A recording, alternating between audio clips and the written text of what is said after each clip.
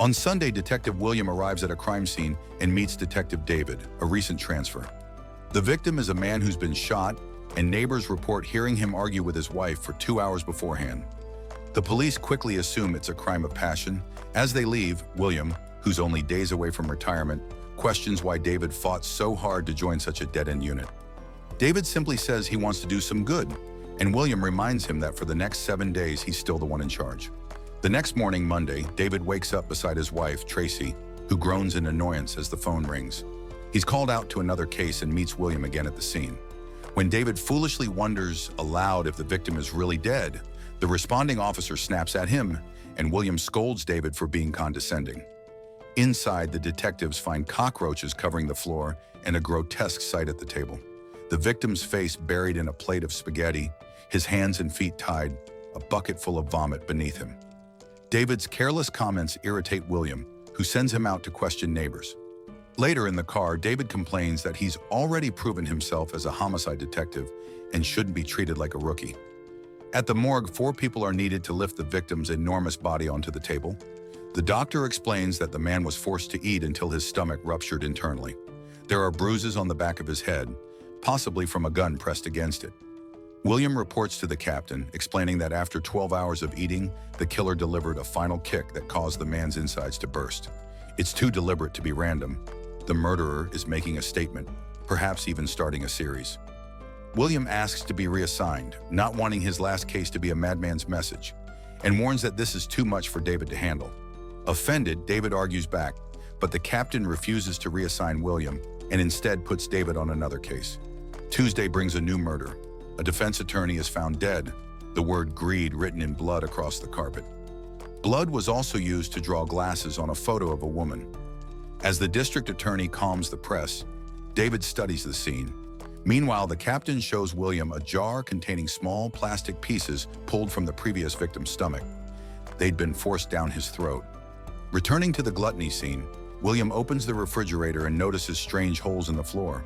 The plastic pieces fit perfectly inside them. Sliding the fridge back, he finds the word gluttony smeared in grease, along with a note quoting "Paradise Lost." The road out of hell and into the light is long and difficult. Back at the station, William connects the dots. The killer is reenacting the 7 deadly sins. Gluttony and greed are only the beginning. That means 5 murders remain: sloth, wrath, pride, lust, and envy. 1 for each day left in the week. William walks away, telling the captain to let David handle it all. That night, William goes to the library, immersing himself in classic texts. The Canterbury Tales, the Divine Comedy, Paradise Lost. He copies pages and assembles a reading list, which he leaves on David's desk. Meanwhile, David can't stop analyzing the crime scenes, trying to find the killer's pattern. By Wednesday, David's frustration peaks. He can't make sense of William's book list, so an officer brings him simplified summaries to help. Later, David learns he'll have to share an office with William. When Tracy calls, she insists on speaking with William directly and invites him to dinner. That night, William visits their modest apartment and laughs when the whole place trembles as a train rumbles by. After dinner, the detectives go over the case together. David believes the killer snuck in on Friday, tortured the lawyer through the weekend, and forced him to cut off exactly 1 pound of flesh, no more, no less, weighing it on a scale, echoing the Merchant of Venice.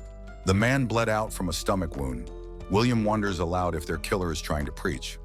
David then shows him the picture defaced with blood, pointing out the woman, Gould's wife, now in protective custody. William suspects there's something she missed, something she's supposed to see. Together, they visit her and show her the crime scene photos. Through tears, she points out a painting on the wall, hung upside down. The detectives rush back to the crime scene, pull the painting down, and initially find nothing. Then under William's careful brush, faint fingerprints begin to appear on the wall beneath. Moments later, the print lab's equipment revealed the full message hidden on the wall. A haunting arrangement of fingerprints spelling out the words, "Help me." The prints didn't belong to the victim, so they were run through the system, but no match appeared. By Thursday, however, the search paid off. The fingerprints were identified as belonging to a man named Victor, a former Southern Baptist with a long history of mental illness and a criminal record stretching back years. The moment the discovery was made, every available officer prepared to move. The station erupted in motion as teams rushed to locate Victor's residence. William Somerset, however, wasn't convinced. Something about the lead felt wrong, but minutes later, despite his reservations, the squad was already breaching Victor's building, a decaying, filthy apartment complex that reeked of neglect. They kicked down the door and swept through the rooms, their flashlights cutting through the darkness and grime. The air was heavy, rank, and suffocating. Dozens of pine tree air fresheners hung from the ceiling, futilely attempting to mask the stench that filled the apartment. In the bedroom, a strange, human-shaped mound lay beneath a filthy blanket. Carefully, the detectives pulled it back and froze. Beneath it was Victor's body, wasted to skin and bone, seemingly long dead.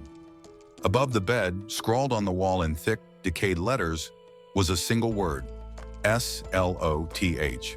As they examined the room, David Mills discovered a box nearby, filled with photographs documenting Victor's slow physical decay over the course of an entire year. A grotesque timeline of torment. One of the officers leaned in toward the corpse, muttering that the man had gotten what he deserved. Suddenly, the impossible happened. The body moved. Victor's eyes opened as he let out a rattling, agonized cough. He was alive. Chaos erupted. Paramedics rushed in and carried Victor's barely living body out on a stretcher. Outside, as the scene spiraled into a frenzy, a journalist forced his way into the building and started snapping pictures of the detectives. Mills lost control. He lunged forward, shouting furiously, and grabbed the camera, throwing it aside as the reporter fled. Later at the hospital, a doctor briefed them on Victor's condition. He hadn't moved in a year. His muscles had atrophied, his spine deteriorated, and his brain was almost gone. His body was full of drugs, keeping him alive just enough to suffer, and his tongue had been cut out. There would be no interrogation. That evening, Tracy called Somerset. Her voice trembled. She said she needed someone to talk to, and he was the only person she trusted in the city. The next morning, Friday, they met in a small diner. The city hummed dully outside as she spoke, quietly confessing that she hated living there. She didn't want to tell David. She was afraid it would hurt his career. Then, with visible hesitation, she revealed the truth. She was pregnant. Somerset listened, his expression softening. He told her that once, years ago, he had gotten a woman pregnant, and she'd chosen to end it. Tracy admitted she wanted children, but not in a city like this. The despair in her eyes made it clear. Somerset gently advised her not to tell David yet, not until she was sure what she wanted to do. Tears welled in her eyes as she nodded. Later that day, Somerset rejoined Mills at the precinct. Together, they stared at the evidence board, at all the sin-labeled murders connected by invisible threads. Mills dismissed the killer as a lunatic, but Somerset disagreed. To him, this was the work of a methodical, deliberate mind. He dragged Mills to the library where they compiled a new list of books about the 7 deadly sins. Hours later, they stopped for lunch at a dingy pizza parlor. Somerset quietly slipped a folded $50 bill under the table, a subtle transaction that caught Mills' attention. Curious, Mills pressed him until Somerset confessed. The man he had paid was an ex-FBI contact who still had access to the Bureau's database. He'd agreed to check for anyone who had recently borrowed books on their list. It was risky, possibly illegal, but Somerset didn't care. An hour later, the report arrived. Every book tied to the sins had been checked out by the same person. John Doe, a fake name, a ghost. Following the address on record, they went straight to the apartment building and knocked. The hallway was silent. Then out of nowhere, a man stepped into the corridor. The moment he saw them, he drew a gun and opened fire. Bullets ripped through the air as Somerset and Mills dropped for cover. Doe bolted. Mills scrambled after him, chasing him down stairwells and corridors as shots echoed and children screamed. He pushed civilians back into their apartments, yelling for them to stay down. A woman's terrified scream came from ahead. Mills charged toward it, kicking open her door.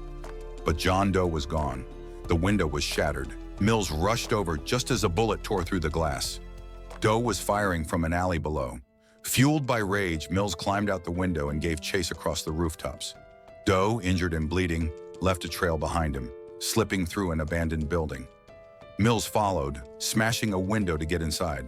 The pursuit tore through the maze of corridors until Doe disappeared down a fire escape, bursting into the street below and causing a cascade of car crashes as he vanished into an alley. Mills followed, leaping down onto a pile of trash and running toward the truck ahead. He peered around cautiously, and that's when Doe struck, appearing from above to smash Mills to the ground. In an instant, Doe seized Mills's gun, pressing it to his head. ready to end it. But then Somerset appeared in the distance. Doe hesitated and ran. When Mills tried to storm the suspect's apartment afterward, Somerset stopped him, reminding him they didn't have a warrant. Mills argued, fuming, but it was just a distraction. He suddenly kicked the door open anyway. To cover themselves legally, they bribed a neighbor, paying her to tell the police that she had called about a strange, suspicious man living next door. Now they could search the place, and what they found was horrifying. Inside John Doe's apartment, the detectives are met with a scene straight from a nightmare. The air feels thick and stagnant, the walls lined with twisted relics of devotion and madness. They uncover a box filled with dangerous tools, instruments of torture and precision. A flickering neon cross casts an eerie red light across the room, buzzing faintly above a drawer stacked with prescription bottles beside a worn Bible. Every inch of the place speaks of obsession. Cabinets line the walls, each one filled with gruesome trophies, souvenirs from the murders. Among the chaos, a framed photograph catches Somerset's eye. A woman in a fur coat staring directly at the camera. Then he finds them. Rows upon rows of notebooks, hundreds of them, filled with John Doe's deranged, meticulous handwriting. Thousands of pages of rambling philosophy, self-righteous fury, and religious condemnation. In a smaller hidden room, Mills makes another discovery. Pinned to the walls are photographs of every victim, captured while they were being tortured, every moment of their suffering preserved. Then in a stained bathtub, he finds a stack of photos taken by the same reporter who'd been at the crime scene days earlier. The realization hits both detectives like a blow. They had spoken to the killer without even knowing it. When the forensic team arrives, they uncover a box stuffed with cash and a bill from a local shop, but not a single fingerprint anywhere. Every surface is clean. John Doe had erased his identity completely. Somerset spends the night reading through the journals, hoping to connect them to the crimes, but none are dated, just endless pages of rage and ritual. Suddenly, the phone rings. Mills picks it up. The voice on the other end is calm, deliberate, almost polite. It's John Doe. He says he admires Mills, but can't reveal more, or it would ruin the surprise. Then the line goes dead. They keep digging through the notebooks, realizing that every word is part of a sermon, John preaching his twisted gospel. They notice again the photograph of the woman in the fur coat. She's the next lead. On Saturday, they track the address on the bill to a leather shop downtown. The owner remembers Doe well. He had placed a special order. When they ask what it was, the man hesitates, then hands them a photograph of the finished product. Before they can say another word, their beepers go off, an urgent alert. The woman in the fur coat has been found. They race to the location, a dimly lit club. Down in the basement, the smell of blood fills the air. On the bed lies the woman from the photograph, lifeless. Above her, carved into the door, the word lust. A man wrapped in a bedsheet sits on the floor, shaking violently, screaming uncontrollably. Back at the station, Mills interrogates the club owner, but the man insists he saw nothing unusual. Somerset, meanwhile, faces the man in the bedsheet, the one who was with the victim. He shows him the photo of the custom order. It's a grotesque leather codpiece, with a blade fixed where no blade should ever be. The man breaks down. Between sobs, he explains that John Doe had forced him at gunpoint to wear the device, to commit the act that killed the woman. The horror in his voice is unbearable. That night, Mills returns home. The weight of it all is crushing, so he simply holds Tracy and tells her he loves her. Across town, Somerset sits alone in his apartment. The steady ticking of his metronome grates on his nerves until he hurls it across the room. Sleep won't come. Instead, he picks up a knife and begins throwing it at his dartboard, hitting the bullseye every time. By Sunday morning, another call comes in, 911 reporting another of Doe's crimes. The detectives arrive at a penthouse where a woman lies dead in her bed, the word pride painted above her in her own blood. A phone and a bottle of pills are glued to her hands. The scene tells the story clearly. John had mutilated her, slicing off her nose and bandaging her face. Then he gave her a choice: call for help and live disfigured, or take the sedatives and die. Her pride made the choice for her. At the station, Somerset tells Mills that he won't retire until the case is closed. Moments later, chaos erupts. John Doe walks through the precinct doors, covered in blood, his hands raised. He calmly calls out for the detectives. Mills draws his gun as officers swarm and handcuff Doe, who demands a lawyer. When they try to fingerprint him, they find that the skin on his fingertips has been sliced away. No prints, no trace. Both detectives are certain this is a trap. Doe's surrender means something. When the lawyer arrives, he relays Doe's proposal. There are 2 more bodies hidden somewhere, and he'll lead only Somerset and Mills to them. If they refuse, he'll plead insanity. If they accept, he'll confess to everything. Skeptical, Somerset asks whether there's any proof that more victims exist. The district attorney brings lab results. The blood on Doe's clothes belongs to 2 people they haven't found yet. There's no choice. The deal is made. Before they leave, microphones are taped to their chests, the last precaution. While their captain handles the media, the detectives escort Doe into a car. A police helicopter follows overhead as they head out of the city. During the drive, Mills can barely contain himself. He pushes for answers, but Doe remains calm, smug, almost serene. He says his work must be finished because it's special. Somerset mocks his delusional logic, prodding at his hypocrisy. That's when Doe snaps. He begins to rant, explaining that none of his victims were innocent. Each was guilty of one of the 7 deadly sins. Even gluttony, even laziness, crimes in his eyes against God. He keeps goading Mills, enjoying every flicker of anger he provokes. The ride grows heavier with every mile. Finally, Doe instructs them to stop, in the middle of a desolate field beneath towering power lines. The wind howls through the open space. He checks his watch, waiting. Then on the horizon, a van appears, driving toward them. Somerset moves quickly, sprinting to intercept it. He draws his weapon, forcing the vehicle to a halt. A frightened delivery driver stumbles out, babbling that he was paid to deliver a package for Detective Mills. Somerset checks him, confirms he's unarmed, then radios for backup to pick him up. He opens the box. What he sees makes his face go pale. Shock overtakes him. Whatever's inside, it changes everything. He looks up, eyes wide, whispering that Doe has the upper hand. Back in the field, Doe begins to speak to Mills in a calm, venomous voice. He says he admires him, that he envies his normal life. Then he tells him the truth.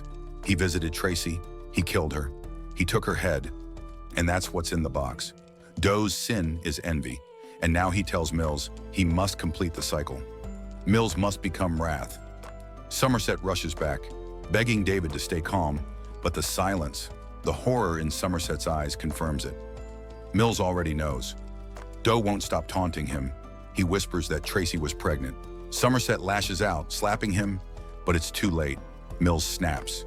He raises his gun and fires, once into Doe's head, then 5 more times into his body. The echo of the gunfire fades into the dry wind of the field. As evening falls, Mills is escorted away by police officers, hollow-eyed and broken. Somerset watches in silence before turning away, walking into the fading light, finally done with the force. The movie ends.